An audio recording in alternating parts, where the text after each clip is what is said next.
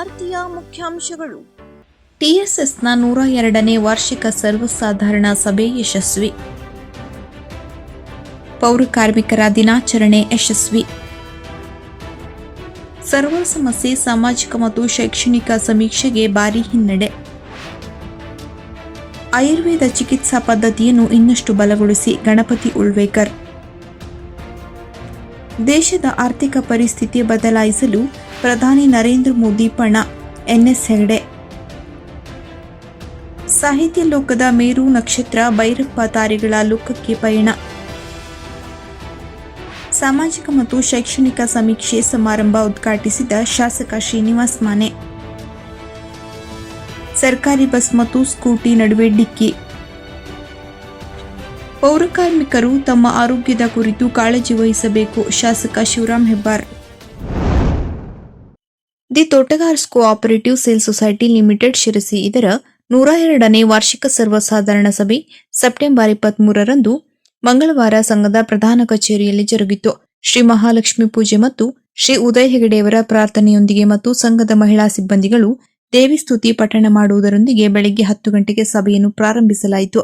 ಸಂಘದ ಉಪಾಧ್ಯಕ್ಷರಾದ ಮಹಾಬಲೇಶ್ವರ್ ನರಸಿಂಹ ಭಟ್ ತೋಟಿಮನೆ ಇವರು ಸಭಾ ಸದಸ್ಯರನ್ನು ಸ್ವಾಗತಿಸಿದರು. ಸಂಘದ ಅಧ್ಯಕ್ಷರಾದ ಗೋಪಾಲಕೃಷ್ಣ ವೆಂಕಟರಮಣ ವೈದ್ಯ ಮತ್ತಿಘಟ್ಟ ಇವರ ಅಧ್ಯಕ್ಷತೆಯಲ್ಲಿ ಜರುಗಿದ ಸರ್ವ ಸದಸ್ಯರ ವಾರ್ಷಿಕ ಮಹಾಸಭೆಯಲ್ಲಿ ಪ್ರಾಸ್ತಾವಿಕವಾಗಿ ಮಾತನಾಡುವುದರೊಂದಿಗೆ ದಿನಾಂಕ ಮಾರ್ಚ್ 31, 2025ಕ್ಕೆ ಕೊನೆಗೊಂಡ 2024-25ನೇ ಸಾಲಿನ ವಾರ್ಷಿಕ ವರದಿಯನ್ನು ಹಾಗೂ ಲೆಕ್ಕ ಪರಿಶೋಧಿತ ಆರ್ಥಿಕ ಅಂಕಿಗಳನ್ನು ಸಭೆಯಲ್ಲಿ ಮಂಡಿಸಿದರು. ಈ ಹಿಂದೆ ದಿನಾಂಕ ಡಿಸೆಂಬರ್ 12, 2024ರಂದು ಸಂಘದಲ್ಲಿ ಜರುಗಿದ ವಿಶೇಷ ಸರ್ವ ಸದಸ್ಯರ ಮಹಾಸಭೆಯಲ್ಲಿ ತೆಗೆದುಕೊಂಡ ನಿರ್ಣಯಗಳನ್ನು ದೃಢೀಕರಿಸಲಾಯಿತು.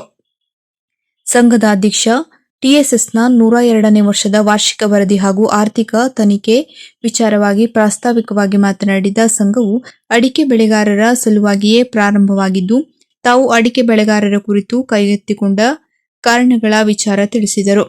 ಸಂಘವು ಸನ್ 2024-25ರಲ್ಲಿ ಸದಸ್ಯರ ಸಹಕಾರದಿಂದ ₹20 ಕೋಟಿಯಷ್ಟು ನಿವ್ವಳ ಲಾಭವನ್ನು ಗಳಿಸಿರುತ್ತದೆ ಎಂದರು. ಸಂಘವು ಶತಮಾನವನ್ನು ಪೂರೈಸಿರುವ ಹಿನ್ನೆಲೆಯಲ್ಲಿ ಸಂಘದ ಸಂಸ್ಥಾಪಕ ಅಧ್ಯಕ್ಷರಾದ ದಿವಂಗತ ಮಧ್ವರಾವ್ ಸ್ವಾಮಿರಾವ್ ಜಡೆ ಇವರನ್ನು ಹಾಗೂ ಸಂಘದ ಅಭಿವೃದ್ಧಿ ಹರಿಕಾರರು ಹಾಗೂ ಸಹಕಾರಿ ಭೀಷ್ಮ ದಿವಂಗತ ಶ್ರೀಪಾದ ರಾಮಕೃಷ್ಣ ಹೆಗಡೆ ಕಡವೆ ಇವರನ್ನು ಸ್ಮರಿಸುವುದರ ಜೊತೆಗೆ ಈರ್ವರ ಪುತ್ಥಳಿಯನ್ನು ಸಂಘದಲ್ಲಿ ಸ್ಥಾಪಿಸಬೇಕು ಎಂದು ಸಭೆಯಲ್ಲಿ ತೀರ್ಮಾನಿಸಲಾಯಿತು. ಅಂತೆಯೇ ದಿವಂಗತ ಶ್ರೀಪಾದ ರಾಮಕೃಷ್ಣ ಹೆಗಡೆ ಕಡವೆಯವರ ಜನ್ಮ ಶತಮಾನೋತ್ಸವ ವರ್ಷವಾದ 2025ರಲ್ಲಿ ಅವರ ಜನ್ಮದಿನ ಡಿಸೆಂಬರ್ 17ರಂದು ಸಂಘದ ಶತಮಾನೋತ್ಸವ ಮತ್ತು ದಿವಂಗತ ಶ್ರೀ ಶ್ರೀಪಾದ ರಾಮಕೃಷ್ಣ ಹೆಗಡೆ ಕಡವೆಯವರ ಜನ್ಮ ಶತಮಾನೋತ್ಸವ ಸಮಾರಂಭವನ್ನು ಜಂಟಿಯಾಗಿ ಆಚರಿಸಬೇಕೆಂದು ತೀರ್ಮಾನಿಸಲಾಯಿತು. ಮಹಾಸಭೆಯ ವಿಷಯ ಪಟ್ಟಿಯ ಪ್ರಕಾರ ವಿಷಯಗಳನ್ನು ಸಮಗ್ರವಾಗಿ ಚರ್ಚಿಸಿ ಸದಸ್ಯರ ಒಪ್ಪಿಗೆ ಪಡೆಯಲಾಯಿತು. ಸಂಘದ ಸದಸ್ಯರಾದ ನಾರಾಯಣ್ ಪರಮೇಶ್ವರ್ ಹೆಗಡೆ ಉಲ್ಲಾಳಗದ್ದೆಯವರು ಸಂಘದ ವಿರುದ್ಧ ಇಲ್ಲಸಲ್ಲದ ದೂರುಗಳನ್ನು ನೀಡುತ್ತಾ ಇತರ ಸದಸ್ಯರಿಗೆ ತಪ್ಪು ಮಾಹಿತಿ ನೀಡುವುದು ಹಾಗೂ ಸಂಘದ ಹಿಂದಿನ ಸರ್ವಸಾಧಾರಣ ಸಭೆಯಲ್ಲಿ ಸದಸ್ಯರಿಗೆ ಅಗೌರವ ತೋರಿ ಕ್ಷಮೆ ಯಾಚಿಸದೇ ಇರುವ ವಿಚಾರವನ್ನು ಪರಿಗಣಿಸಿ ಸರ್ವ ಸದಸ್ಯರ ಒಪ್ಪಿಗೆ ಮೇರೆಗೆ ಅವರನ್ನು ಸಂಘದ ಸದಸ್ಯತ್ವದಿಂದ ಉಚ್ಚಾಟಿಸಲು ತೀರ್ಮಾನಿಸಲಾಯಿತು. ಸಂಘದ ಪ್ರಭಾರಿ ಪ್ರಧಾನ ವ್ಯವಸ್ಥಾಪಕರಾದ ಗಿರೀಶ್ ಹೆಗಡೆ ಸುಂಕದ ಮನೆ ಇವರು ಸದಸ್ಯರು ಬರವಣಿಗೆಯ ಮೂಲಕ ಮುಂಚಿತವಾಗಿ ನೀಡಿದ ಪ್ರಶ್ನೆಗಳನ್ನು ಸಭೆಯಲ್ಲಿ ಮಂಡಿಸಿದರು. ಸಭಾಧ್ಯಕ್ಷರು ಎಲ್ಲ ಪ್ರಶ್ನೆಗಳಿಗೆ ಸಕಾರಣಗಳನ್ನು ನೀಡಿ ಸಮರ್ಪಕವಾಗಿ ಉತ್ತರಿಸಿದರು. ಸಂಘದಲ್ಲಿ 3 ವರ್ಷದಿಂದ ಸತತವಾಗಿ ಅಡಿಕೆ ವಿಕ್ರಯಿಸುತ್ತಿರುವ ಸದಸ್ಯರಿಗೆ ವರದಿ ಸಾಲಿನ ಉಡುಗೊರೆಯಾದ ಗಾರ್ಡನ್ ಪೈಪ್ ವಿತರಣೆಗೆ ಚಾಲನೆ ನೀಡಲಾಯಿತು. ರೈತರ ಹಿತಾಸಕ್ತಿ ಕಾಪಾಡಲು ಮುಂಬರುವ ಕೆಡಿಸಿಸಿ ಬ್ಯಾಂಕ್ ಚುನಾವಣೆಗೆ ಗೋಪಾಲಕೃಷ್ಣ ವೈದ್ಯರು ಸ್ಪರ್ಧಿಸಬೇಕು ಮತ್ತು ಬ್ಯಾಂಕ್ನ ಆಡಳಿತಾತ್ಮಕ ದೃಷ್ಟಿಯಿಂದ ಗೋಪಾಲಕೃಷ್ಣ ವೈದ್ಯರಂತ ಹಿರಿಯ ಅನುಭವಿ ಸಹಕಾರಿಗಳ ಅಗತ್ಯವಿದೆ ಎಂದು ಸರ್ವ ಸದಸ್ಯರು ಒತ್ತಾಸೆ ವ್ಯಕ್ತಪಡಿಸಿದರು. ಸಂಘದ ನಿರ್ದೇಶಕರಾದ ಶರವಿಂದ ಸತ್ಯನಾರಾಯಣ ಹೆಗಡೆ ಹಳದೋಟ ವಂದನಾರ್ಪಣೆ ನೆರವೇರಿಸಿದರು. ಸಂಘದ ನಿರ್ದೇಶಕರು, ಸಲಹಾ ಸಮಿತಿ ಸದಸ್ಯರು ಉಪಸ್ಥಿತರಿದ್ದರು. ಶಾಂತಿ ಮಂತ್ರದೊಂದಿಗೆ ಸಭೆಯನ್ನು ಮುಕ್ತಾಯಗೊಳಿಸಲಾಯಿತು. ಸಹಾಯಕ ವ್ಯವಸ್ಥಾಪಕ ಗೋಪಾಲ್ ಹೆಗಡೆ ಕಾರ್ಯಕ್ರಮ ನಿರೂಪಿಸಿದರು. ಒಂದು ನಿರ್ಧಾರವನ್ನ ನಾವು ಮತ್ತು ನೀವೆಲ್ಲರೂ ಸೇರಿ ಒಂದು ಮಹತ್ವದ ನಿರ್ಧಾರವನ್ನ ಕೈಗೊಳ್ಳುವಂತಹ ಒಂದು ವಿಷಯ ಇದೆ. 2 ವಿಷಯವನ್ನ ತಮ್ಮ ಜೊತೆಯಲ್ಲಿ ನಾನು ಹಂಚಿಕೊಳ್ತಾ ಇದ್ದೇನೆ.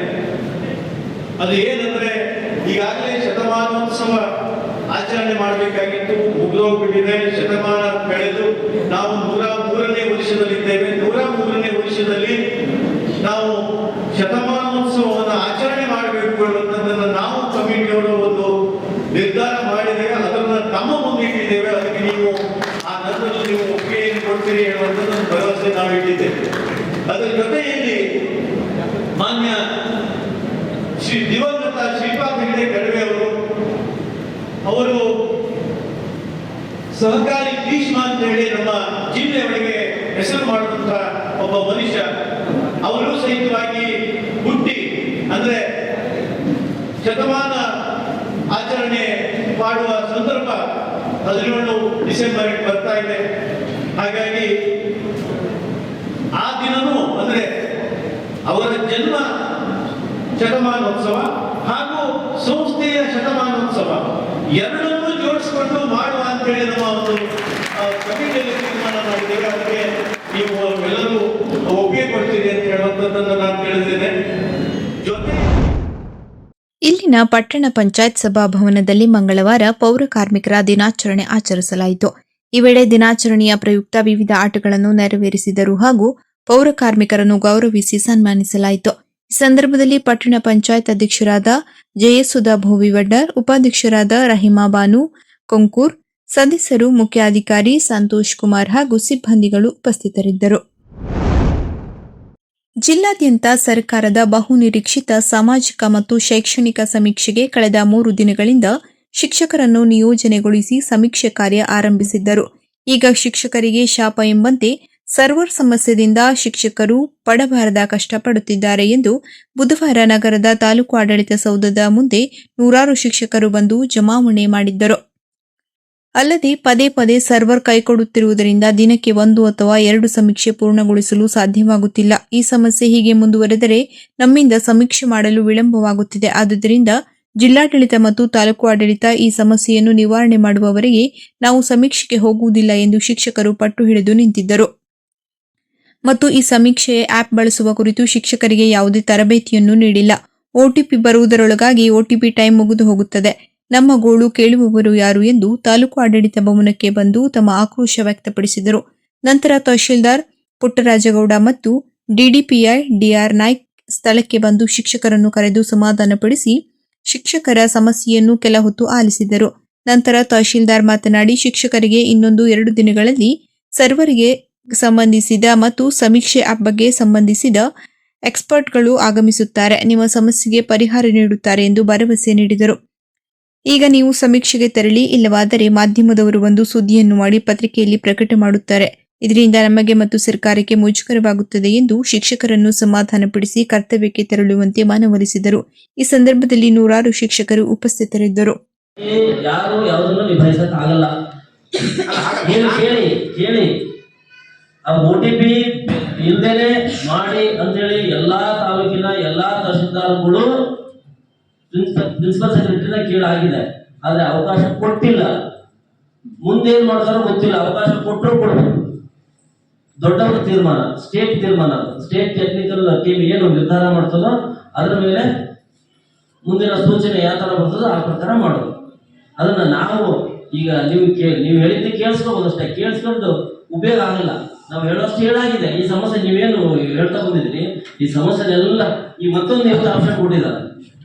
ಏನೇ ನೀವು ಸಮಸ್ಯೆ ಹೇಳ್ತಾ ಇದ್ರಲ್ಲ, ನಿಮ್ ಮೆಸೇಜ್ಗಳು ಬರ್ತಾ ಇದೆಯಲ್ಲ, ಅದಷ್ಟು ಮೆಸೇಜ್ಗಳು ಯಥಾವತ್ ಎಂತ ಸ್ಪ್ರೆಡ್ಶೀಟ್ ಅಲ್ಲಿ ಹಾಕಿ ಸ್ಪ್ರೆಡ್ಶೀಟ್ ಅವರೇ ಬಿಡ್ತಾ ಇದ್ದಾರೆ. ಪ್ರಾಬ್ಲಮ್ ಅನ್ನ ಹಾಕ್ತಾರೆ, ಅವರು ಸಾಲ್ವ್ ಮಾಡಿ ಕಳಿಸ್ತಾ ಇದ್ದಾರೆ. ಅಲ್ಲಿಗೆ ಸ್ಪ್ರೆಡ್ಶೀಟ್ ಅಲ್ಲಿ ಅಪ್ಡೇಟ್ ಮಾಡ್ತಾ ಹೋಗ್ತೀವಿ ನಾವು. ಸ್ಟೇಟ್ ಟೀಮ್ ಕಡೆಯಿಂದ ಅಪ್ಡೇಟ್ ಆಗ್ತದೆ. ಅಪ್ಡೇಟ್ ಆದ ತಕ್ಷಣ ಮತ್ತೆ ಬೇರೆ ಸಮಸ್ಯೆ ಬಂದ್ರೆ ಅದನ್ನ ಸ್ಪ್ರೆಡ್ಶೀಟ್ ಅಲ್ಲಿ ರೆಗ್ಯುಲರ್ ಹಾಕುವಂತ ವ್ಯವಸ್ಥೆ ಮಾಡಿದ್ದಾರೆ. ಪ್ರತಿ ತಾಸಿಗೂ ನಿಮ್ಮ ಎಲ್ಲಾ ಸಮಸ್ಯೆಗಳನ್ನು ಸರ್ಕಾರ ಕೇಳ್ತಾ ಇದೆ. ಆಯುರ್ವೇದ ಚಿಕಿತ್ಸಾ ಪದ್ಧತಿಯನ್ನು ಇನ್ನಷ್ಟು ಬಲಗೊಳಿಸಿ ಅದರ ಮಹತ್ವವನ್ನು ಅರ್ಥ ಮಾಡಿಕೊಂಡು ಬದುಕಿನ ಭಾಗವಾಗಿ ಜೋಡಿಸಿಕೊಳ್ಳಬೇಕಿದೆ ಎಂದು ವಿಧಾನಸಭಾ ಸದಸ್ಯ ಗಣಪತಿ ಉಳ್ವೇಕರ್ ಹೇಳಿದರು. ಅವರು ಮಂಗಳವಾರ ಸರ್ಕಾರಿ ನೌಕರರ ಭವನದಲ್ಲಿ ಜಿಲ್ಲಾಡಳಿತ, ಜಿಲ್ಲಾ ಪಂಚಾಯತ್, ಆಯುಷ್ ಇಲಾಖೆ, ಆರೋಗ್ಯ ಮತ್ತು ಕುಟುಂಬ ಕಲ್ಯಾಣ ಇಲಾಖೆ, ಮಹಿಳಾ ಮತ್ತು ಮಕ್ಕಳ ಅಭಿವೃದ್ಧಿ ಇಲಾಖೆ, ಶಾಲಾ ಶಿಕ್ಷಣ ಇಲಾಖೆ, ಕರ್ನಾಟಕ ರಾಜ್ಯ ಸರ್ಕಾರಿ ನೌಕರರ ಸಂಘ, ಜಿಲ್ಲಾ ಶಾಖೆ ಕಾರವಾರ, ಆಯುಷ್ ಅಧಿಕಾರಿಗಳ ಸಂಘ ಉತ್ತರ ಕನ್ನಡ ಹಾಗೂ ನಗರಸಭೆ ಕಾರವಾರ ಸ್ಥಳೀಯ ಸಂಘ ಸಂಸ್ಥೆಗಳ ಸಹಯೋಗದೊಂದಿಗೆ ಜನತೆಗಾಗಿ ಮತ್ತು ಜಗತ್ತಿಗಾಗಿ ಆಯುರ್ವೇದ ಎಂಬ ಘೋಷವಾಕ್ಯದೊಂದಿಗೆ ಆಯೋಜಿಸಲಾದ ರಾಷ್ಟ್ರೀಯ ಆಯುರ್ವೇದ ದಿನಾಚರಣೆ ಹಾಗೂ ಆಯುರ್ವೇದ ಗಿಡಮೂಲಿಕೆ ಸಸಿಗಳ ಪ್ರದರ್ಶನ ಉದ್ಘಾಟಿಸಿ ಮಾತನಾಡಿದರು. ಪ್ರತಿ ವರ್ಷ ಧನ್ವಂತರಿಯ ಜನ್ಮದಿನದಂದು ಸರ್ಕಾರವು ಸೆಪ್ಟೆಂಬರ್ 23 ರಾಷ್ಟ್ರೀಯ ಆಯುರ್ವೇದ ದಿನಾಚರಣೆಯನ್ನು ಆಚರಿಸಲಾಗುತ್ತಿದೆ. ಆಯುರ್ವೇದವು ದೇಹ, ಮನಸ್ಸು, ಆತ್ಮದ ನಡುವಿನ ಸಮತೋಲನವನ್ನು ಕಾಪಾಡಿಕೊಳ್ಳಲು ಸಹಕಾರಿಯಾಗಿದೆ. ಅನೇಕ ಕಾಯಿಲೆಗಳಿಗೆ ರಾಸಾಯನಿಕ ಔಷಧಿಗಳಿಂದ ಪ್ರಕೃತಿಯಲ್ಲಿ ಸಿಗುವಂತಹ ಆಯುರ್ವೇದ ಚಿಕಿತ್ಸೆಯ ಮೂಲಕ ದೇಹ ಮತ್ತು ಶರೀರವನ್ನು ಕಾಪಾಡಿಕೊಳ್ಳಲು ಸಾಧ್ಯವಾಗಲಿದ್ದು, ಇದನ್ನು ಇನ್ನಷ್ಟು ಬಲಪಡಿಸಬೇಕಾಗಿದೆ ಎಂದರು.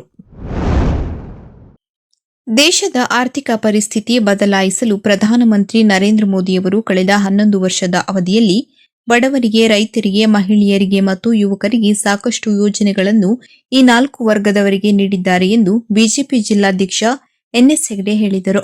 ಅವರು ಮಂಗಳವಾರ ನಗರದ ಜಿಲ್ಲಾ ಬಿಜೆಪಿ ಕಾರ್ಯಾಲಯದ ದೀನದಯಾಳು ಸಭಾಭವನದಲ್ಲಿ ಸುದ್ದಿಗೋಷ್ಠಿ ನಡೆಸಿ ಮಾತನಾಡಿದರು.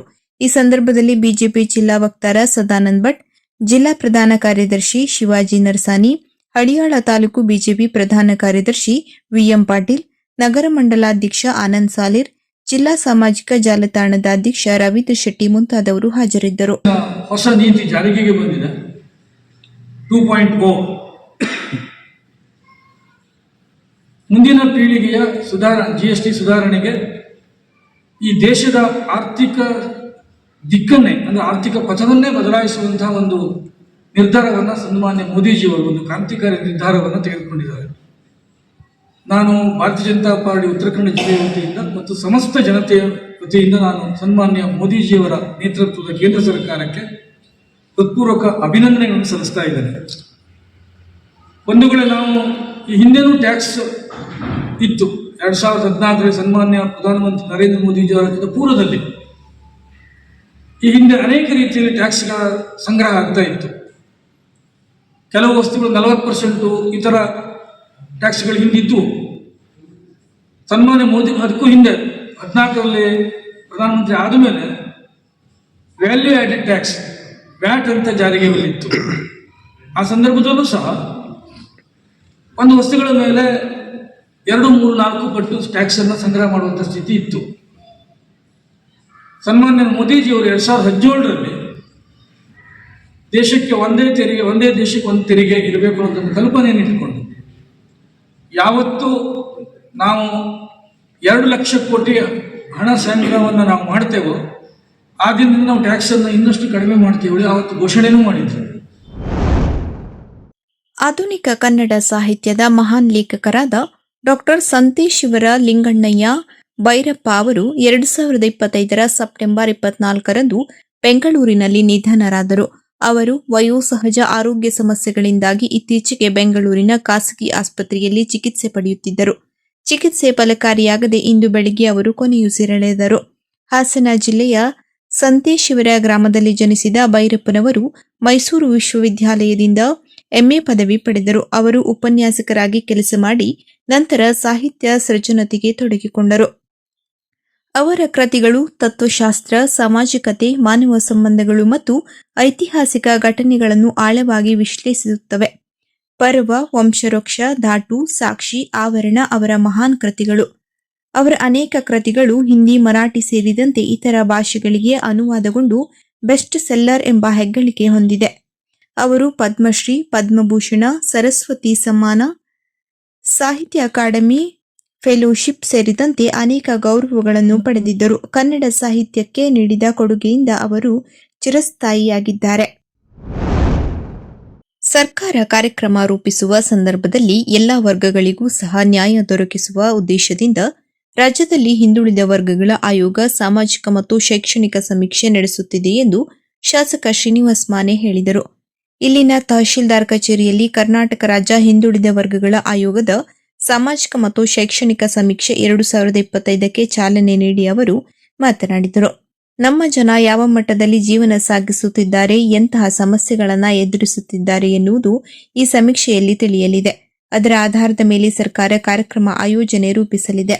ಈ ಸಂದರ್ಭದಲ್ಲಿ ತಹಶೀಲ್ದಾರ್ ರೇಣುಕಾ ಎಸ್, ಪುರಸಭೆ ಮಾಜಿ ಅಧ್ಯಕ್ಷರಾದ ಯಲ್ಲಪ್ಪ ಕಿತ್ತೂರ್, ಖುರ್ಷಿದ್ ಅಹಮದ್ ಹುಲ್ಲತ್ತಿ, ತಾಲೂಕು ಪಂಚಾಯತ್ ಮಾಜಿ ಅಧ್ಯಕ್ಷ ಸಿದ್ದನಗೌಡ ಪಾಟೀಲ್, ಪ್ರಭಾರ ಬಿಇಒ ಶಿವಯ್ಯ ಹಿರೇಮಠ್ ಸೇರಿದಂತೆ ಇನ್ನೂ ಹಲವರು ಈ ಸಂದರ್ಭದಲ್ಲಿ ಹಾಜರಿದ್ದರು. ಶಿರಸಿ ತಾಲೂಕಿನ ಗೌಡಳ್ಳಿಯ ರಾಷ್ಟ್ರೀಯ ಹೆದ್ದಾರಿಯಲ್ಲಿ ಬುಧವಾರ ಮಧ್ಯಾಹ್ನ ಕೆಎಸ್ಆರ್ಟಿಸಿ ಬಸ್ ಹಾಗೂ ಸ್ಕೂಟಿ ನಡುವೆ ಅಪಘಾತ ಸಂಭವಿಸಿದ್ದು, ಸ್ಕೂಟಿ ಸವಾರನನ್ನು ಸ್ಥಳೀಯರು ಆಸ್ಪತ್ರೆಗೆ ರವಾನಿಸಿದ್ದಾರೆ ಎಂದು ತಿಳಿದುಬಂದಿದೆ. ಸ್ಕೂಟಿ ಸವಾರ ಗಾಯಗೊಂಡಿರುವ ಬಗ್ಗೆ ಮಾಹಿತಿ ಸ್ಥಳೀಯರಿಂದ ಲಭ್ಯವಾಗಿದ್ದು, ಈ ಕುರಿತು ಹೆಚ್ಚಿನ ಮಾಹಿತಿ ತಿಳಿದುಬರಬೇಕಿದೆ.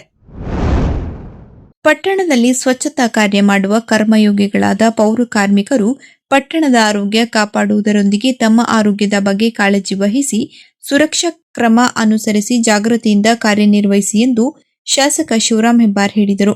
ಅವರು ಮಂಗಳವಾರ ಪಟ್ಟಣ ಪಂಚಾಯತ್ ಸಭಾಭವನದಲ್ಲಿ ಹಮ್ಮಿಕೊಂಡಿದ್ದ ಪೌರ ಕಾರ್ಮಿಕರ ದಿನಾಚರಣೆಯನ್ನು ಉದ್ಘಾಟಿಸಿ ಮಾತನಾಡಿ, ಪೌರ ಕಾರ್ಮಿಕರ ಕುಟುಂಬಕ್ಕೆ ಸರ್ಕಾರ ಹಲವು ಯೋಜನೆಗಳ ಮೂಲಕ ಶೈಕ್ಷಣಿಕ ಸವಲತ್ತು ನೀಡುತ್ತಿದೆ. ಅದರ ಪ್ರಯೋಜನ ಪಡೆದುಕೊಳ್ಳಿ ಎಂದರು. ಪಟ್ಟಣ ಪಂಚಾಯತ್ ಮುಖ್ಯಾಧಿಕಾರಿ ಕುಮಾರ್ ನಾಯ್ಕ್, ಜಿಲ್ಲಾ ಪಂಚಾಯತ್ ಮಾಜಿ ಸದಸ್ಯ ವಿಜಯ್ ಮಿರಾಶಿ, ಪಟ್ಟಣ ಪಂಚಾಯಿತಿ ಅಧ್ಯಕ್ಷೆ ನರ್ಮದಾ ನಾಯ್ಕ್, ಉಪಾಧ್ಯಕ್ಷ ಅಮಿತ್ ಅಂಗಡಿ, ಸದಸ್ಯ ಸತೀಶ್ ನಾಯ್ಕ್, ಆರೋಗ್ಯ ನಿರೀಕ್ಷಕ ಗುರು ಗುಡಗಿ ಸದಸ್ಯರು ಹಾಜರಿದ್ದರು. ಪಟ್ಟಣ ಪಂಚಾಯತ್ ಸಮೂಹ ಸಂಪನ್ಮೂಲಾಧಿಕಾರಿ ಹೇಮಾವತಿ ಭಟ್ ಪ್ರಾಸ್ತಾವಿಕ ಮಾತನಾಡಿದರು. ಇದೇ ಸಂದರ್ಭದಲ್ಲಿ ಪಟ್ಟಣ ಪಂಚಾಯತಿದ ಪೌರ ಕಾರ್ಮಿಕರನ್ನು ಸನ್ಮಾನಿಸಲಾಯಿತು. ಕಾಯಂ ಕಾರ್ಮಿಕರಿಗೆ ಪ್ರೋತ್ಸಾಹಧನದ ಚೆಕ್, ಅವರ ಮಕ್ಕಳಿಗೆ ಶಿಷ್ಯವೇತನ ನೀಡಿದರು. ಅಧಿಕಾರಿಗಳಾದ ಹೇಮಚಂದ್ರ ನಾಯ್ಕ್, ಗುಂಡಣ್ಣ, ಉದಯ್ ನಾಯ್ಕ್, ಸಂತೋಷ್ ಇತರರು ಹಾಗೂ ಪೌರ ಕಾರ್ಮಿಕರು ಹಾಜರಿದ್ದರು. ನಂತರ ಪೌರ ಕಾರ್ಮಿಕರಿಂದ ಅಂತ್ಯಾಕ್ಷರಿ, ರಸಮಂಜರಿ ಸೇರಿದಂತೆ ಮನೋರಂಜನಾ ಕಾರ್ಯಕ್ರಮ ನಡೆಯಿತು.